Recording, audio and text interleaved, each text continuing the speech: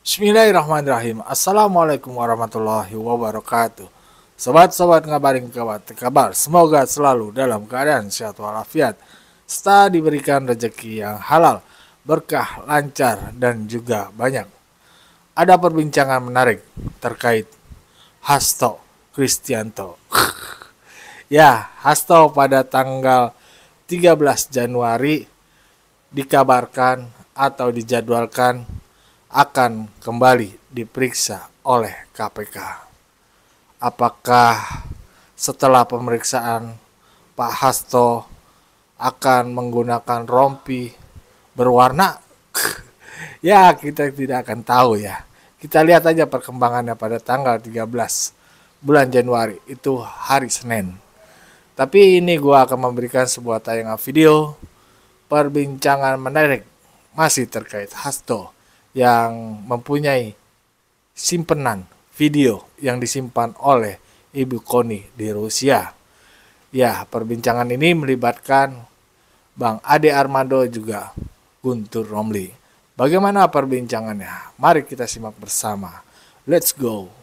Dalam konteks perlawanan ya terhadap kriminalisasi politik, maka Mas Hasto juga memiliki cara untuk melakukan perlawanan, termasuk dan dalam konteks pemberantasan korupsi. Tadi saya menyampaikan ketika kasus korupsi itu hanya tebang pilih, ya, hanya tajam kepada PDI Perjuangan, padahal bukti-bukti yang ada di pengadilan fakta hukum itu nggak ada, ya, tapi tumpul kepada yang lain, maka waktunya kita bisa bongkar-bongkaran kasus korupsi yang benar-benar melibatkan pejabat negara. Ini skandal pejabat nih. Mau rujuk nih, artinya itu kasus korupsi ya? Nggak ada kaitan korupsi, sama keluarga? Penyalahgunaan, kewenangan, kemudian juga penggunaan hukum sebagai alat untuk membunuh, menyerang lawan. Jadi bukan aib pribadi dalam artian bahwa kehidupan pribadinya, bukan ya? PDI Perjuangan tidak tertarik untuk bicara isu-isu personal dan isu-isu pribadi seseorang. Tapi kita mau fokus benar-benar, kalau ini adalah serangan politik, maka ini kita akan bisa melakukan perlawanan politik. Kemudian kalau ini isu hukum, kita juga bisa melakukan perlawanan hukum. Dan itu semuanya baik. Dan itu semuanya terkait dengan kasus hukum yang pembuktiannya PDI Perjuangan punya. Bukti-bukti itu ada di Mas Hasto. Kemudian juga videonya juga ada di Mas Hasto. Lebih dari satu kasus? Ya, dan itu juga beberapa dokumen juga dititipkan kepada Ibu Koni. Waktu Ibu Koni datang ke Indonesia, kemudian kembali ke Rusia. Karena pengalaman ketika Mas Hasto dipanggil oleh KPK sebagai saksi, ya ternyata juga di situ ada stafnya yang namanya Mas Kusnadi juga dikriminalisasi, diancam, diperiksa dengan mengelabui, dirampas barang-barangnya tanpa ada yang namanya surat penyelidikan terhadap Mas Kusnadi. Maka Mas Hasto waktu itu udah bilang, wah kalau seperti ini caranya, maka beberapa dokumen yang benar-benar dianggap penting, ya, itu diselamatkan, dititipkan kepada Ibu Koni dan dibawa ke Rusia. Dan di antara dokumen-dokumen itu ada yang menjadi bahan untuk nantilah video-video itu yang akan dirilis, ya, yang bisa membuka skandal korupsi, penyalahgunaan wewenang. Makanya bisa disebutkan ini lebih besar daripada kasus Watergate yang ada di Amerika. Ini kan Watergate itu kan kasus bagaimana penyalahgunaan penyadapan kasus hukum untuk membunuh lawan politik. Nah kira-kira juga ini menjelang pemilu maksudnya. Waktu itu ya, kan Watergate menjelang pemilu. Pemilu kok ya itu saja. Kita konteksnya adalah pemilu, Pilpres kemarin juga pemilu dan Pilpres. Kemudian setelahnya dalam konteks juga adalah pilkada dan juga sebelum-sebelumnya bagaimana alat hukum itu dipakai untuk mengkudeta pimpinan partai politik yang menjadi umum. Iya, kalau pemilu kenapa kemarin waktu MK tidak dikeluarkan misalnya? Sebagian katakanlah, tidak semuanya. Itu kan tidak terkait dengan yang ada di MK, ya kan? Ya, ini kan terkait dengan hal-hal yang lebih besar dari situ, ya Mas ya. Bukan soal MK yang ada di bukti-bukti itu bukan kasus pemilunya ya, tapi bagaimana kekuasaan dan sebagainya itu dipakai untuk pemenangan misalnya. Itu juga akan nanti muncul itu Mas. Bang Ade ada mau sampaikan sesuatu? Jadi ada berapa kasus kalau disebutkan? Lebih dari satu kasus pasti? Iya pasti lebih dari 5 kasus? Ya 5 kasus lebih itu. Lebih dari 5 kasus bahkan, ini luar biasa ini. Videonya puluhan. Mas Adi ada mau sampaikan sesuatu? Nanti ini akan ditayangkan di channelnya Refli Harun. Anda percaya dengan itu? Anda nggak percaya? Lah, kalau itu dinyatakan oleh Mas Hasto sendiri, oleh Bu Koni, oleh sekarang Guntur Romli, ya saya harus percaya dong. Oke. Kan orang yang mengatakannya adalah orang yang mengatakan kami punya bukti-bukti tersebut. Kami sudah buat video-video tersebut. Justru saya sebagai warga negara dan saya rasa kita semua, bahkan penonton televisi, itu mau menunggu sekarang. Itu adalah sebuah informasi yang sangat penting. Bahkan Bu Koni kan menyebutnya sebagai bom waktu akan meledak. Ya saya kan nggak punya urusan sama orang-orang yang tadi akan diangkat oleh Mas Hasto dan Bu Koni ini kan. Maksud saya gini, yang korup kan bukan kita, bukan Anda, bukan kita semua di sini. Yang korup saya nggak tahu siapa karena belum disebut. Ya, tapi taruhlah dia bilang ada pejabat-pejabat selama ini yang skandal-skandalnya itu akan diungkapkan. Ya bagus dong. Memang pertanyaan saya adalah seperti Anda tadi ya. Bukannya seharusnya disampaikan lebih awal. Kalau memang Anda udah punya bukti-bukti korupsi, kenapa baru sekarang? Ya, kalau ini terjadinya misalnya bukan tahun 2024, tapi 2023, 2022, ya diungkapkanlah. Mestinya semua indikasi korupsi itu dibongkar. Saya kasih contoh nih kenapa misalnya sekarang kita tadi dikatakan KPK tiba-tiba sprint nih isu Harun Masiku. Saya duga ini ada kaitannya kan selama 4 tahun, koreksi saya kalau saya salah nih KPK ya. Selama 4 tahun sebetulnya KPK ingin membongkar itu tapi nggak bisa. Saya duga ya. Saya duga ini antara lain ada kaitannya dengan mantan ketua KPK yang bernama Firly Bahuri. Ya, saya duga. Dia udah bersalah kan, mundur. Diberhentikan ya. Oh, dia tersangka sekarang. Jadi ini selama 4 tahun, teman-teman KPK itu ingin segera membongkarnya. Karena mereka merasa punya informasi yang cukup. Bahwa something terribly wrong terjadi nih dalam kasus Harun Masiku.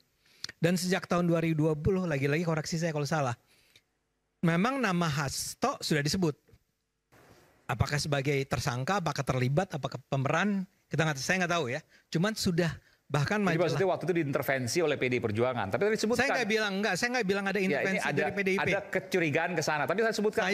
Saya tidak ya. Logikanya maksud juga tadi disebutkan. Kalau seandainya Mas Hasto sebagai sekjen pada waktu itu yang berkuasa, ya kan? Pada waktu kan 5 tahun lalu sebelum pemerintah sekarang berkuasa, nggak akan ada kasus Harun Masiku itu gimana penjelasannya? Setuju, saya cuma mau bilang bahwa dalam 4 tahun tersebut dari tahun 2020 sampai 2024 ya pasti ada pihak-pihak yang dengan sengaja mencegah jangan sampai ini terbongkar. Karena buktinya adalah sekarang begitu udah ganti ketuanya, ya Firly Bahurinya diganti, ketua yang baru dan kemudian PDIP-nya sendiri tidak menjadi sebuah partai dominan. Ya, tiba-tiba sprint. Dan itu menurut saya ya biasa-biasa aja. Selama ini ditahan-tahan, begitu dikasih kesempatan sprint. Ya. Kalau Anda tanya ke saya, menurut saya Pak Hasto salah nggak? Saya sih percaya dia salah. Tapi kan saya percaya, belum tentu benar. Kok bisa percaya dari mana? Karena tadi dari 2020 sudah disebut, ya. Sekarang KPK pun dengan sangat percaya diri bilang bahwa dia, Pak Hasto, kami nyatakan sebagai tersangka. Ya, artinya mereka sudah punya cukup bukti nih untuk mengatakan bahwa Pak Hasto tersangka. Karena itu saya percaya. Saya nggak mau skeptis dengan apa yang dikatakan oleh KPK dong. Jadi data-datanya cukup untuk membuat kita percaya Pak Hasto bersalah. Nah saya kembali ke pertanyaan Anda. Jadi memang data-data itu bahaya kalau ditutup-tutupi. Menurut saya apa yang dilakukan oleh Pak Hasto itu sebetulnya kurang tepat.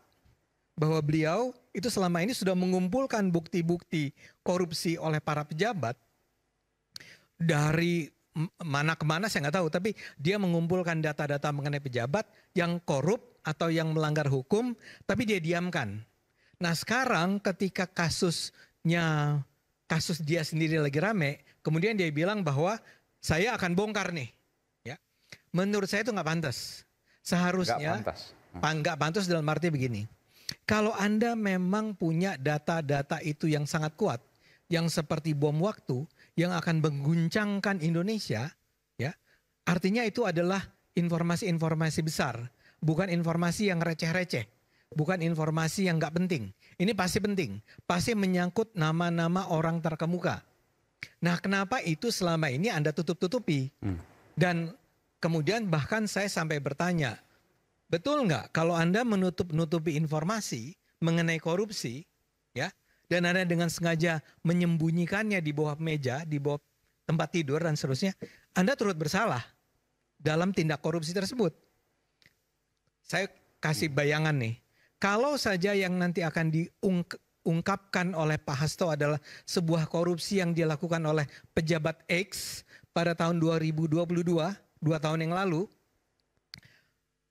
dan informasi tersebut dengan rapih ditutup oleh Pak Hasto sampai tidak diketahui oleh publik, dan baru sekarang dia ungkapkan bahwa pejabat X itu pada 2022 sebetulnya memperoleh gratifikasi sebesar 50 miliar rupiah. Menurut saya harusnya tahun 2022 itu diungkap kepada publik bahwa saya punya informasi nih mengenai Pak Ade Armando yang terima 50 miliar. Jika tidak diungkap dan baru diungkap sekarang ketika ada kasus, maka? Menurut saya mungkin salah nih. Ahli hukum lebih harus bicara di sini.